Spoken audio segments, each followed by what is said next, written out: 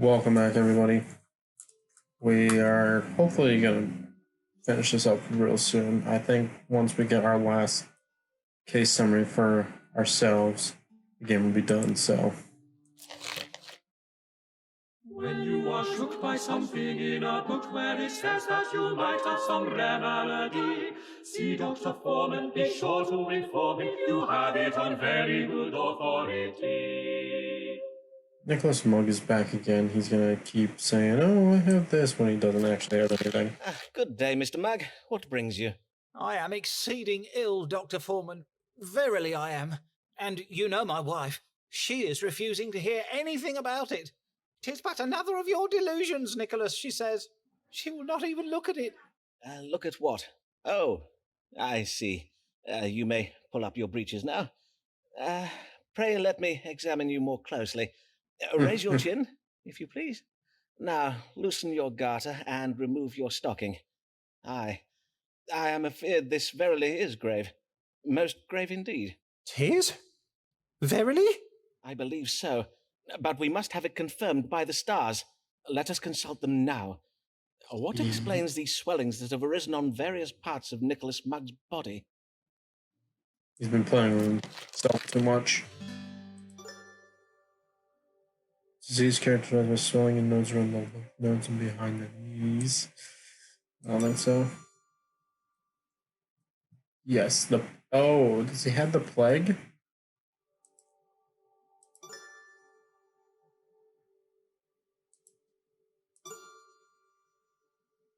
That would make sense. You are gravely ill with the plague. It is oft fatal, but you are in good hands. For during the Great Plague of '92, I was able to save many a soul from the grave with my famous strong water. A moment, if you please, while I retrieve it from my cabinet. But, sir, unhand it, sir. The dosage is very precise. You must not... nay, Oh my not God. the whole bottle. Ye gods, man, what have you done? Methinks I am dying. Oh, woe! A fatal dose! Alas, I am sorry for it, sir, but you were never meant to drink so much of it. Oh, may God forgive me. Nay, do not blame yourself, Doctor. Thank ye heartily, for at last all shall know, my wife, my friends, how wrong they were, and how I did speak true. Oh my God, he killed himself. William! Oh, curse it, where is that feckless manservant of mine? William! Go forth and fetch the vicar! He killed himself to prove a point. And we're not going to get a letter of recommendation because he's dead now. Mr. Foreman, you have been called before this assembly of the College of Physicians to answer the charge of practicing medicine without a medical license. What have you to say in your defense? Would you deny practicing medicine, sir? Why, no, I would not deny it. My practice is well known. Indeed, since I helped cure the plague of '92 with my strong water... Then you admit you have committed this most grievous offense. Ah, well, 'tis true I'm not technically licensed, but I fail to see how... You fail to see? Then permit me to enlighten you, sir. A medical license assures the residents of London that a physician has the necessary education and skill to treat them. By practicing without qualification, you have not only broken the law, you have endangered the lives of your patients. Indeed, we have received reports that a man by the name of Nicholas Mugg, a wig maker of Silver Street, has lately died under your care. Aye, well, that was most lamentable, but not my fault, sir. Mr. Mugg took a far greater dose of my strong water than I advised him to. He chose the dosage himself. In truth, one might say that the cause of death in this instance was, well, Nicholas Mugg practicing without a medical license. Silence, Mr. Foreman! Your impudent japery may well be suffered by your patients, but it will not be tolerated here. I do apologize, Mr. Smith. Besides the death of this patient, we have gathered ample evidence of your malpractice, Mr. Foreman. Indeed, we have had this illegal operation of yours under observation for quite some time. 'Twas you, Yep. Riccardo Ferraro, the merchant from Venice. All along he was you, Richard Smith, the Queen's royal physician. Then I take it, Mr. Smith, you were unsatisfied with the medical care I gave you? Sir, we are well aware of your occult practices. What you so boldly call medical care was naught but advice conjured up by means of dark magic. You have no understanding of physic or astrology. But my knowledge of both physic and astrology is unparalleled. If that is so, then doubtless you will happily submit to having your knowledge examined before this assembly. Sure. Oh. Oh. Mars. Is it in my books? Is it in my books? It's not in my books. It's in this book. Nope. I believe it's Mars. Nope. Women are from Venus. Phlegm is cold and moist. Zodiac was over the periphery parts.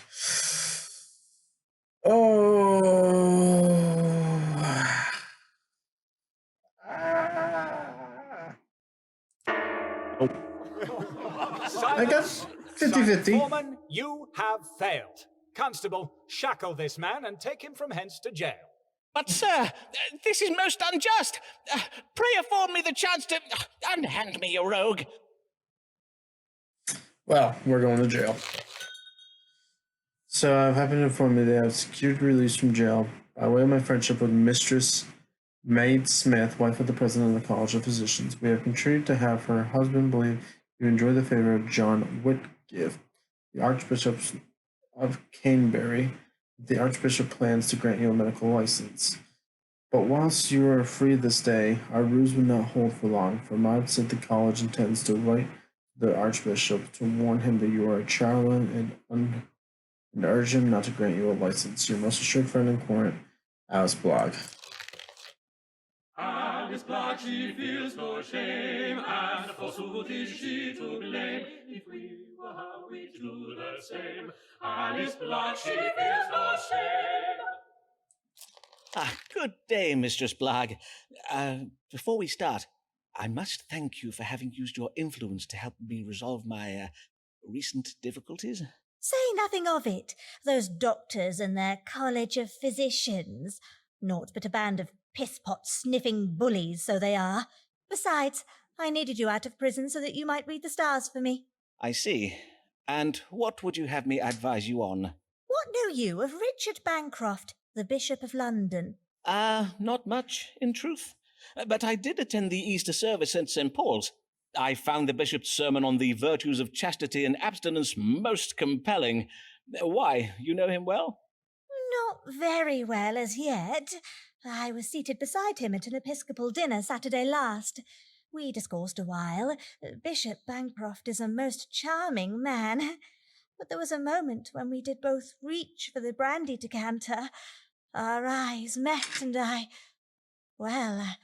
felt something. 'Twas a spark between you and the bishop? You felt a certain frisson in the air? Nay, I felt a certain hand up my skirts, more like. Well, His Grace put his hand up your skirts. Madam, may I say how... Save your congratulations, Foreman. The bishop's not in the bag yet. Hence why I am come to you. Now that I have piqued his interest, I would have the stars tell me how to secure it. Then you wish to pursue an amorous affair with Bishop Bancroft. But yes. what of your husband, Dean Blogg? Oh, do not speak to me of my husband. Thomas Blogg is not fit to secure his wife's future. He is not fit for many of his marital duties, truth be told. And had you read the stars correctly, you might have warned me of such. Damn. As it was, I had to learn the truth of our financial ruin by bribing my husband's chaplain with a pie. A pie, no less. I am heartily sorry for your trouble, madam. Aye, well, 'tis best not to dwell on it. Let us press on with this day's reading, if you please.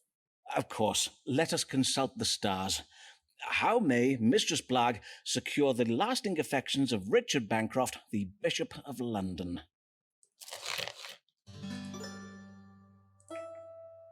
Yeah, adultery with the bishop while he is away from home. Oops, did I read this again? Why is the bishop telling him she's her child, his child? No. Changes her approach and exercises strength good angels will aid her in her plans. Romantic success will be enhanced if she adopts a quiet, demure manner. People think to tell Alice the hard truths and before her. Actually, this home may be unpredictable.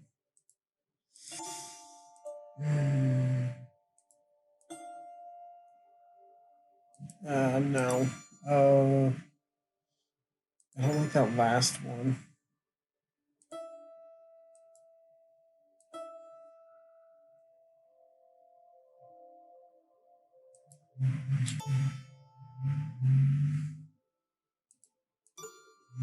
I kind of want to go with this one, but this last might be unpredictable.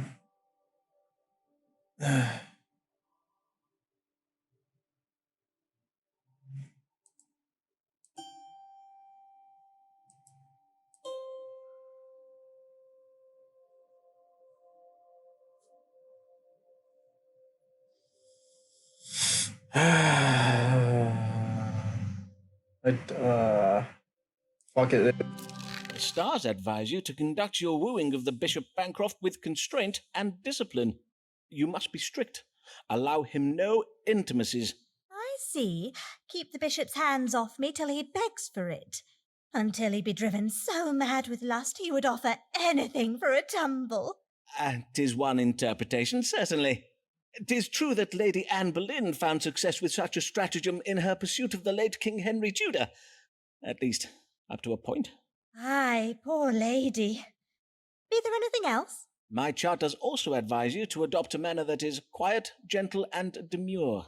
Verily, I will not lie, this is beginning to sound like a cod's load of work. Mayhap I play dumb with the bishop and merely nod and smile at everything he says. But is the stratagem used by Jane Seymour, I believe. And unlike Anne Boleyn, she bagged her king without losing her head, did she not? Oh, good. Perfect.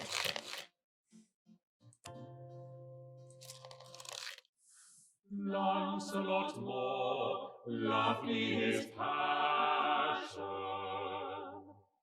lacking in mind, fulsome in fashion,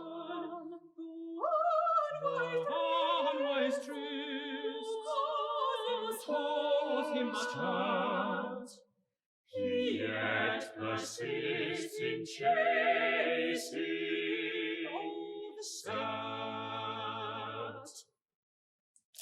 Good day, sir, and well met. Oh, pray tell, did you secure the hand of the golden-haired maiden? Yeah, verily I did. Oh, good. My religious conversion to Puritanism did work wondrous well to win her favour. Ah, then my advice was sound.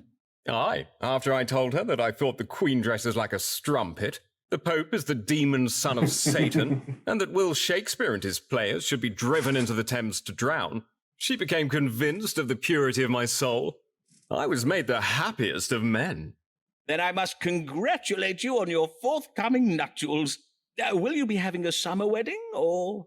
Congratulate me? Do not congratulate me, Foreman, for I am the unhappiest of men. Happiest. It was but a day after our engagement was announced that my love became afflicted with the smallpox. Naturally, I was all a terror. Would she perish? So wretched was I with fear, I almost died of fright.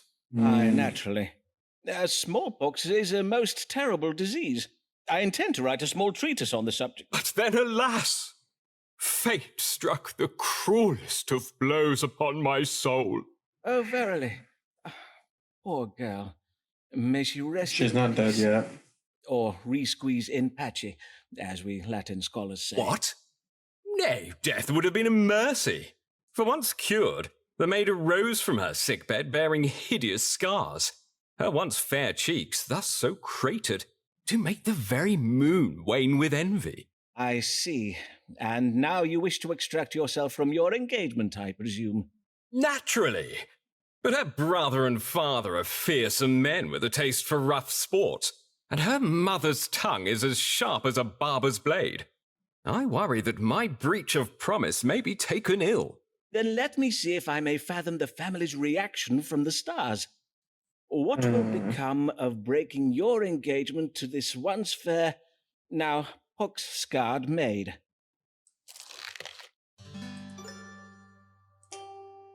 Moore has cause for hope regarding the lady's forgiveness. And will bear the solution of her engagement by grace. Man's father is being careless with his legacy. Indeed, it was most careless of her to be done such a mump-headed no.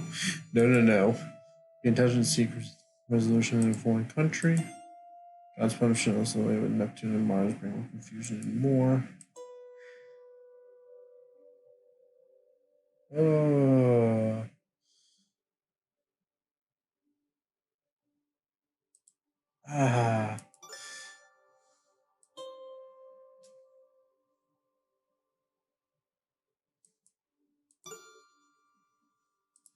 That one.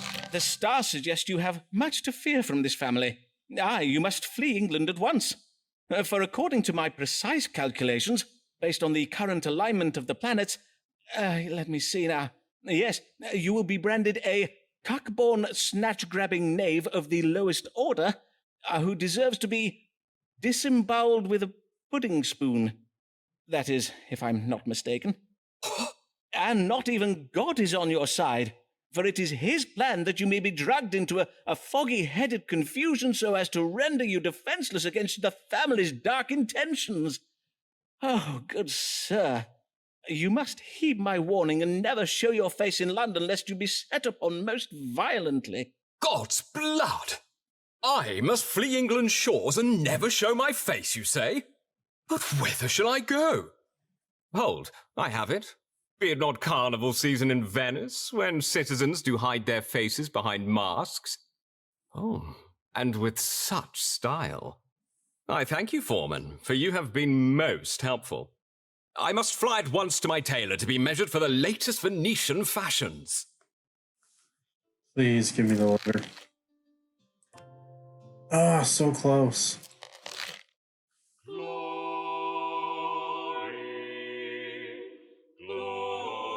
to the Lord. The Lord, Archbishop Whitgift. Glory to the Lord in the highest position in the church, except for the Queen. Glory to the Lord, Archbishop Whitgift. That one almost put me to sleep. Ho! Ho there! Be there anyone at home? Is it? By the saints, 'tis none other than Archbishop John Whitgift. Your Grace, I am most honoured by this most unexpected visit. Truly, 'tis most unexpected, as I just so happened to be passing by. Indeed, I was riding by in my carriage when I found myself struck ill. My chaplain did suggest I take rest at the nearest residence, which did so happen to be this small dwelling. Forsooth, these rooms have the look of a physician's consulting chambers. Mayhap you are a doctor? If that be true, then praise be to God for this happy coincidence. A most fortunate coincidence indeed. I am Simon Foreman, a doctor of astrology and physic. At your service, Your Grace. Well then, Dr. Dr. Foreman, was it? Perchance you will tell me what ails me. I feel a kind of pain and heaviness in my side, and I know not if this be related, but my skin has of late become most unattractive in appearance. Pain in the right side of the body and sallowness of the skin? Her Majesty did remark upon it most wittily the other day at a meeting of the Privy Council.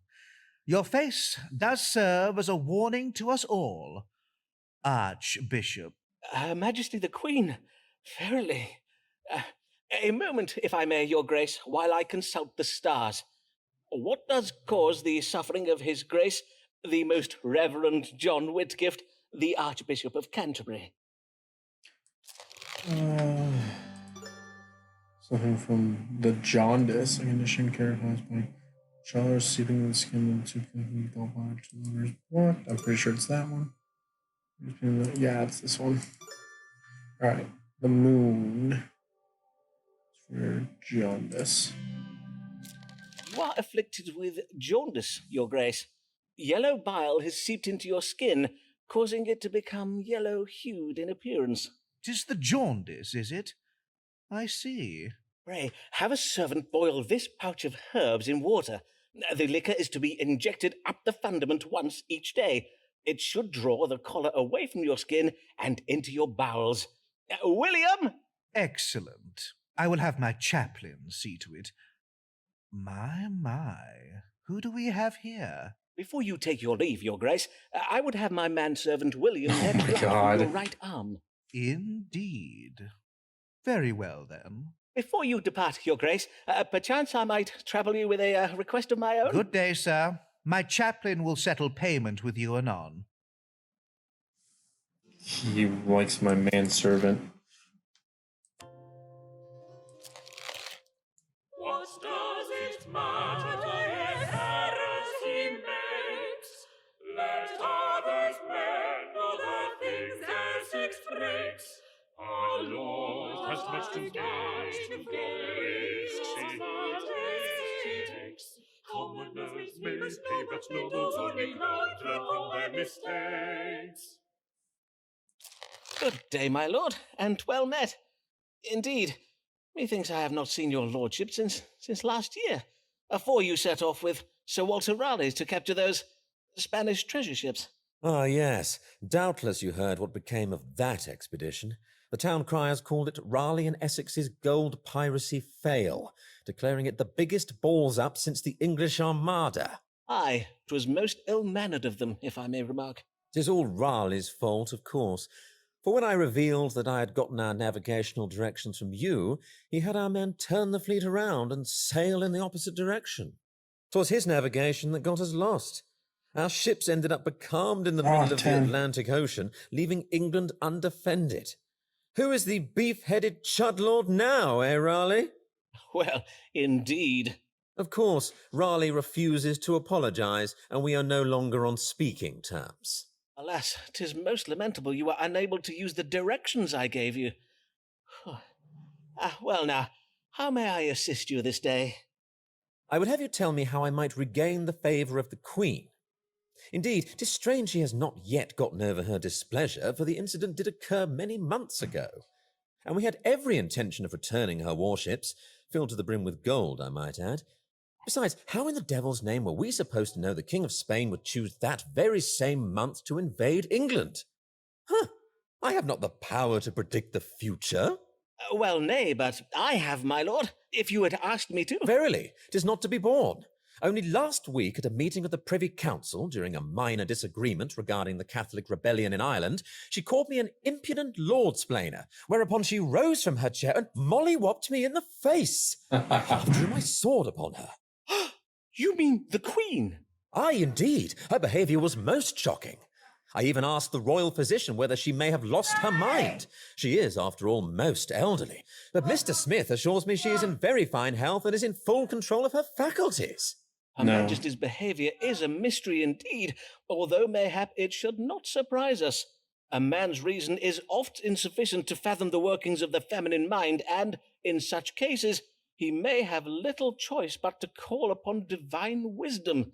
To wit, let us see what the stars can tell us. What must Lord Devereux do to regain the Queen's favour? We just need 10 more and we have his letter.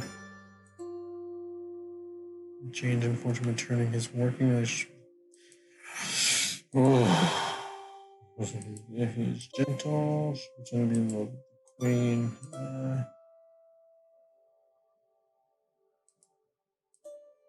Pretty sure this one. Yeah. To regain the Queen's Loyalty. favour, you must demonstrate your fealty to her, your loyalty as a peer of the realm who sits on her privy council. To this end, the stars suggest you offer to lead a military campaign to put down this Catholic rebellion in Ireland. Your lordship is, after all, a great military leader. What better man for such a task than the hero of Cadiz? Verily, 'tis no ill idea. 'Tis no ill idea at all. Yes, indeed, I shall offer to put down the Irish for her. Forsooth, how difficult could such a mission be? I shall quickly defeat those fen-sucking muck-savages and be back home by Christmas. Huzzah! Huzzah! Godspeed, my lord. Oh, yes. Thank God. Please, please. Yes, this letter of recommendation. So now we don't have to worry about that. Though our hero Simon Foreman's not a Catholic, he disapproves of Mary for her views. They make him sick, but pray he does not tell her lest she punch him in the punch him in the Good day, Mistress Payne. How may I help you this day? Blessed day, Dr. Foreman. I am just come from taking my niece to visit Rochester Cathedral. Thomas Blogg is the cathedral's dean, I believe. Know you of Dean Blogg? I know something of him. Verily, that man is a model to us all. Under his stewardship, the cathedral's decadent furnishings have been stripped away. He has even replaced the silver candlesticks with pewter. Such pious modesty in the sight of God. Has he indeed? How very interesting. And godly, yes.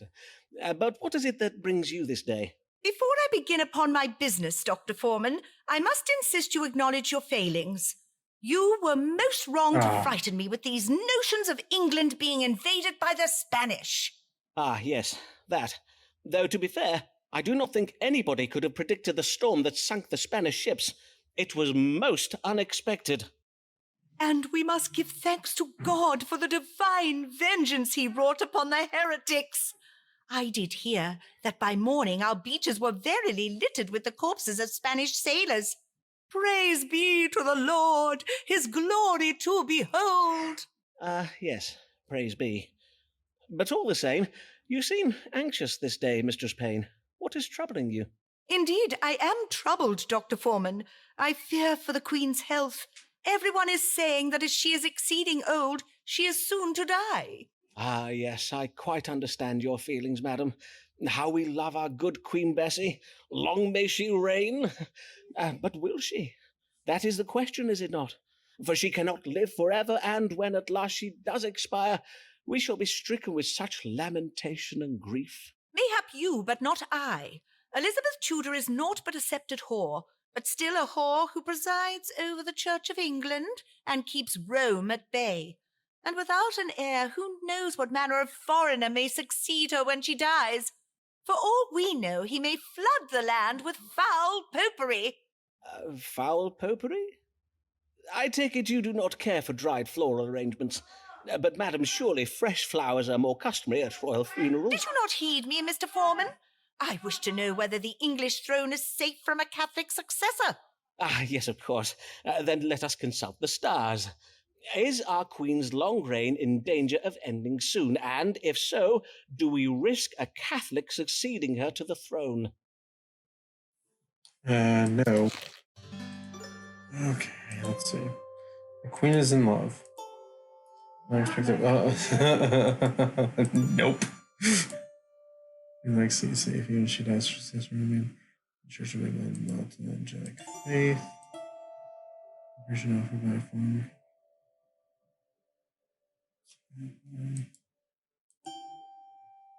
Bonds between nations. We'll go with this one. The Queen's prognosis is good, madam. God will ensure she remains in health for some years yet. And when at last Her Majesty does expire, whomever succeeds her will happily take his place at the head of the Church of England. I may assure you that England will not revert its allegiance to the Church of Rome. Ah, praise be! To know that England shall remain safe from Satan's earthly servants is well indeed. Fare you well, and may God give you a blessed day, Dr. Foreman. Perfect. Still so much to get that letter, though. Alright, hope you guys enjoyed. Like, comment, and subscribe. Catch you guys in the next one.